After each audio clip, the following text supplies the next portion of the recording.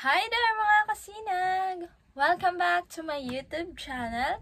At for today's video, kung nandito ka ay malamang sa malamang interesado ka sa naging title ng ating content na to, sa ating thumbnail, kasi panibagong Jollibee content na naman.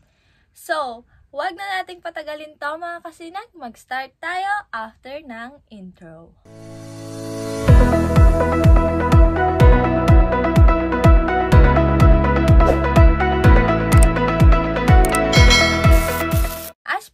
Sa mga nakaraang Jollibee content ko mga kasinag ay sinabi ko na mag-update na lang ako kapag natapos na yung aking kontrata, something like that. So yung itatahal ko ngayon mga kasinag, yung i-share ko sa inyo ay yung mga na-experience ko sa loob ng nakalipas na 18 months at kung ano pa yung ine-expect ko.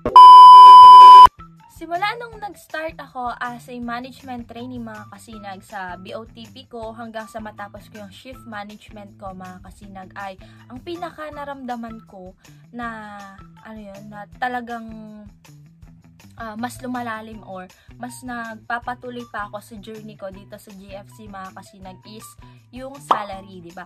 Kung mapapansin niyo sa mga kagaya kong nakapagpirma or sa mga nakapirma na ng kanilang mga job offer mga kasinag is kung ano man yung mga sinabi nila nun, yung mga pinramis nila dun sa kontrata nyo is talagang marireceive mo siya.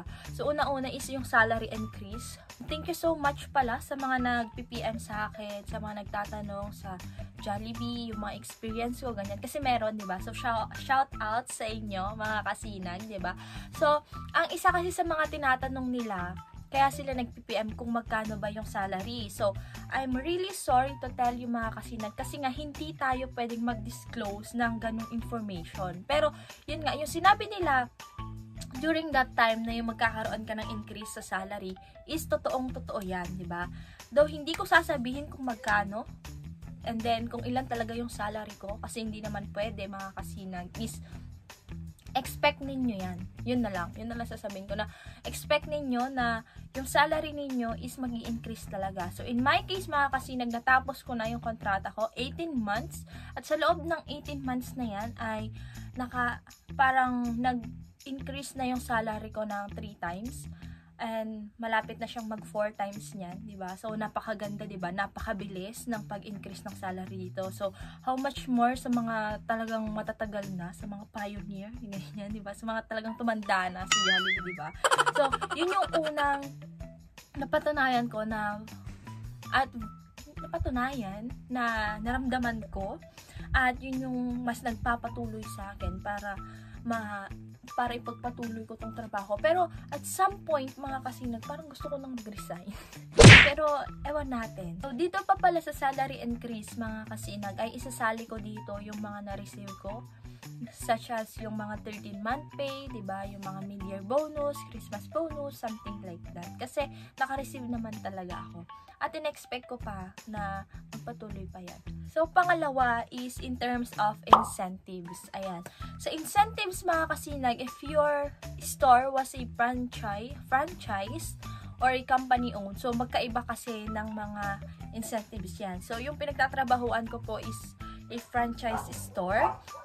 So, damang-dama ko yung pagkakaroon ng incentives, 'di ba? Kitang-kita naman ninyo 'yan dito sa ating YouTube channel, 'di ba? So, meron yung nakapag-Boracay tayo, nakapag-Linggalan, nakapag-Zambales, and then yung last lang na video natin mga kasinag, ewan ko kung napanood nyo na, pero hopefully napanood nyo na. Yung nagpunta tayo sa Nagsasakop. So, kung hindi pa mga kasinag, lalagay ko dyan yung link and yung mga iba pang lilitaw na link dyan mga kasinag, it's all about Jollibee na po. So next one mga kasinag na tatry ko at in-expect ko pang magpapatuloy kahit natapos ko yung kontrata ko is yung pagiging bar road manager. So eto pong part na to mga kasinag ay ikaw mag-duty ka sa ibang store at nabanggit ko na rin naman to sa ibang video ko kung napanood nyo lahat ng Jollibee content ko. So, yun nga mga kasinag. So, in my case mga kasinag, parang merong 2 store na talagang regular ako yung pinapahiram doon kasi doon ako mas malapit na store. Minsan kasi parang nagiging isip-isip ng iba kapag sinabing borrowed, parang nakakatakot, 'di ba? So, sa mga fellow manager ko dyan, ng mga nag-i-start pa lang sa mga ganitong experience, ganyan mga kasinag. So, wag ninyong katakutan pag sinabing borrowed manager kasi minsan mas nag-grow tayo kapag lumalabas tayo sa comfort zone natin, 'di ba? Kasi syempre kapag nandun lang tayo lagi sa store natin, 'di ba? Kung ano yung nagiging daily routine doon is yun na yung nakakaugalian natin. So, minsan kapag nababorrowed manager tayo, mas may mga nakikita tayo na pwede nating i-adapt sa kanila and personally rin mga kasinag. So, minsan mas doon tayo nag-grow. So, aside from that mga kasinag ay expect mo rin na yung pagiging borrowed manager mo, 'di ba? Hindi naman sa tinatakot kita, pero expect mo na there will a time pwedeng during your training pa lang or after your training is malipat ka permanently ng store. So, given naman na yan kasi sa interview pa lang sinasabi na nila na kung willing ka bang lumipat ng store, 'di ba? Kung willing ka bang ma-assign sa ibang store, something like that. So, yun nga mga kasinag. In my case, mga kasinag, from day 1, kung saan man ako nag-training, hanggang ngayon, dun pa rin ako na-store. And, hindi lahat ay magiging ganun yung setup. Kasi yung iba, gaya nga nasabi ko, diba, nalilipat-lipat sila.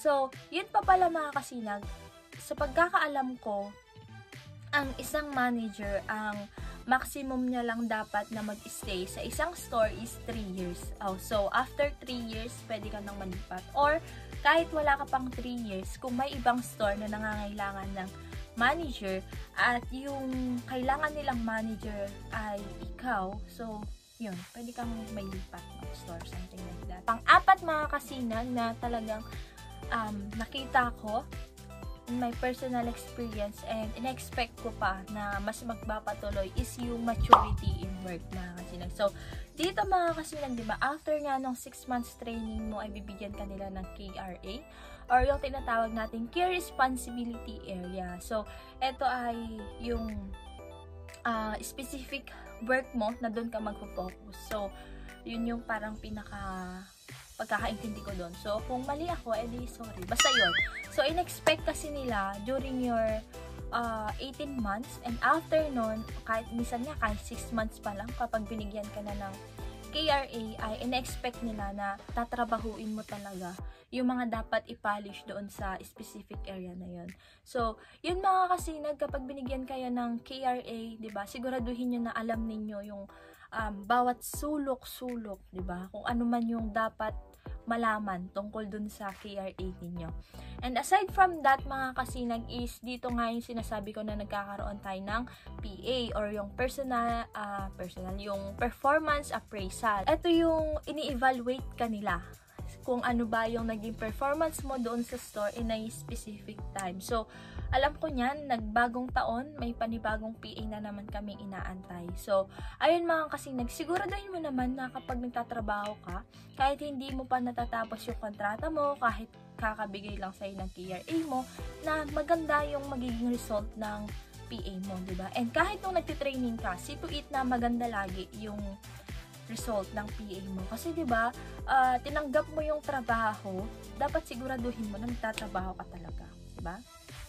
So, last one mga kasinag na gusto kong i-share sa inyo is yung greater responsibility, diba? So, greater power comes with greater responsibility.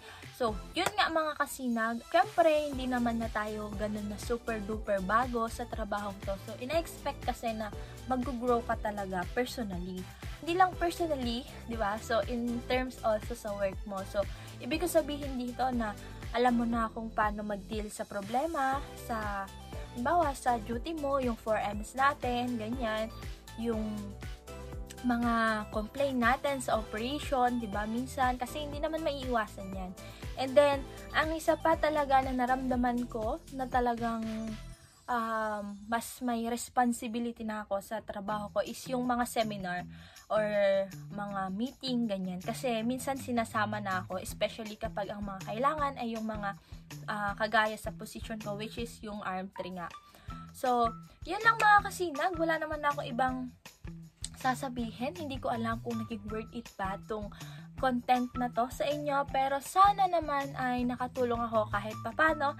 At sa mga nag-start pa lang dyan, so malamang sa lamang kaya ka nandito kasi palapit nang matapos yung kontrata mo, part ka ng JFC, or basta something related ka dito sa content na to, kaya ka nandito. So, ayun lang naman mga kasinag. Hopefully, naging makabuluhan tong content na to sa'yo.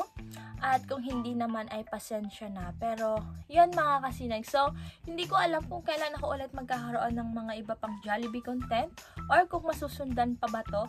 Pero, one thing is for sure, nasa Jollibee pa rin ako, diba? So, yun nga mga kasinag, kung may mga katanungan kayo, pwede nyo akong i-message sa Facebook account ko, sa Twitter, ganyan. So, nandyan lang naman yan sa YouTube channel ko, yung mga link ng mga yan. At pwede ninyo akong hanapin mga kasinag. So, kung hindi ka pa nga nakaka-subscribe sa ating YouTube channel, ay mag-subscribe ka na. Ano pang inaantay mo? So, feeling ko, itong t-shirt natin na to, malapit na itong mapalitan. Kaya, mag-subscribe ka na, huwag ka nang mahiya. And, please do continue to support me, mga kasinag. And, hanggang dyan na lang. Again, mga kasinag, I am your Ate Allen. Ready for the worst, hoping for the best. So, see you sa ating next upload, mga kasinag!